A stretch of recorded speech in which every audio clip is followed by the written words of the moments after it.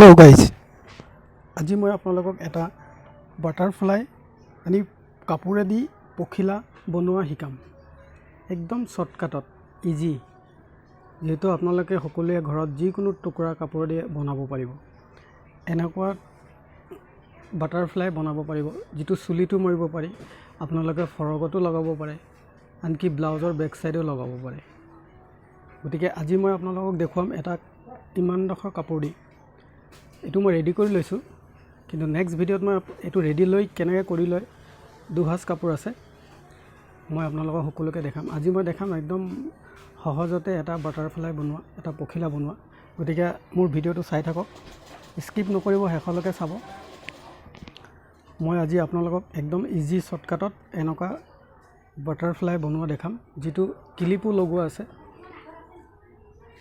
আপোনালোকে চুলিটো মাৰিব পাৰে ছোৱালী মানুহৰ, আৰু যদি ভাবে এইটো যদি ক্লিপটো খুলি পেলাই এইটো ব্লাউজতো লগাব পাৰে, ফৰকতো লগাব পাৰে, বা এনেকুৱা বনাব পাৰে। ইমান ধুনীয়া লাগিছে চব। এইটো চুলিটো মাৰিব পাৰি, এইটো আপুনি ফৰকতো লগাব পাৰে, ব্লাউজৰ বেক চাইডেও লগাব পাৰে। গতিকে আহক মই কেনেকৈ বনাই এইখিনি মই আপোনালোকক দেখুৱাই দিম। মোৰ ভিডিঅ'টো যদি আপোনালোকে ছাবস্ক্ৰাইব কৰা নাই, মোৰ চেনেলটো ছাবস্ক্ৰাইব কৰি লওক, কাৰণ ছাবস্ক্ৰাইব কৰি ল'লে চবৰ আগত আপোনালোকৰ ওচৰত আহিব আপডেটবোৰ। আৰু মই এনেকুৱা ভিডিঅ'বোৰ বনায়ে থাকিম নতুন নতুন। মই সকলো বস্তুৱেই বনোৱা আৰু কাটিঙো দেখুৱাম। গতিকে আহক মই আপোনালোকক দেখাওঁ আজি এটা বাটাৰফ্লাই কেনেকৈ বনায়। এটা মই পখিলা বনোৱা দেখাম। প্ৰথমতে এই বস্তুটো দুভাজ কৰি ইয়াত এনেকৈ এডাল আঁচ দি ল'ব। আঁচ দি বেজীত এনেকৈ সূতাটো ভৰাই ল'ব।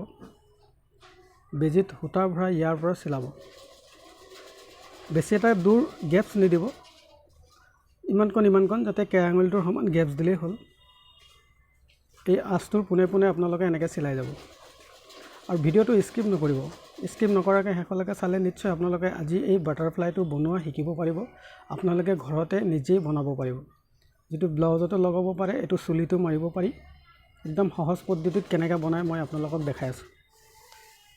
এইটো চাওক, প্ৰথমতে এনেকৈ চিলাই ল'ব। চিলাই লৈ সূতাটো টানি দিয়াৰ লগে লগে এইটো এনেকৈ কোচ খাই আহিব। ইয়াত আপোনালোকে এনেকৈ ধৰি ল'ব, ধৰি এইটো 2-3 পাকমান মাৰি দিব। এইটো 2-3 পাক মাৰি এই বেজীটো দি ইয়াতে গাঁঠি এটা মাৰি দিব।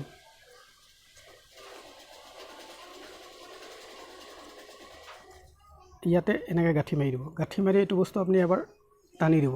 যদি ক'ৰবাত কোচ খাই আছে তলফালে, এইটো চিধা হৈ যাব। গতিকে আপোনালোকে মোৰ ভিডিঅ'টো চাই থাকক, মই আপোনালোকক দেখাই আছোঁ বাটাৰফ্লাইটো কেনেকৈ বনায়।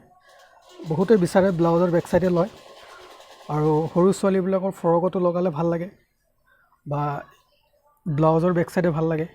আপোনালোকে যিকোনো কাপোৰেদি ঘৰতে বহি পেলাই এনেকুৱা বাটাৰফ্লাই বনাব পাৰিব। আপোনালোকে চাই থাকক। প্ৰথমতে এনেকৈ বনাই ল'ব। কাপোৰডোখৰ সদায় স্কোৱাৰ হ'ব লাগে, দীঘলীয়া নহয়, চবফালে সমান। কাপোৰটো সদায় স্কোৱাৰ হ'ব লাগিব। স্কোৱাৰ কাপোৰত দেখি ধুনীয়া লাগে। আৰু যদি চুলিৰ কাৰণে বনায় ইমানটো চাইজৰ সৰুকৈ বনাব, আৰু যদি ব্লাউজত লগাম বুলি ভাবে অলপ ডাঙৰ চাইজ লাগিব। ধৰক মই নেক্সট ভিডিঅ'ত আপোনাক ডিটেইলছ কাপোৰ কিমানটো লাগিব মই দেখাম। এইটো হ'ল আমি ইমানটো কাপোৰ ল'লে এটা চুলিত মাৰিবৰ কাৰণে জোখৰ হয়।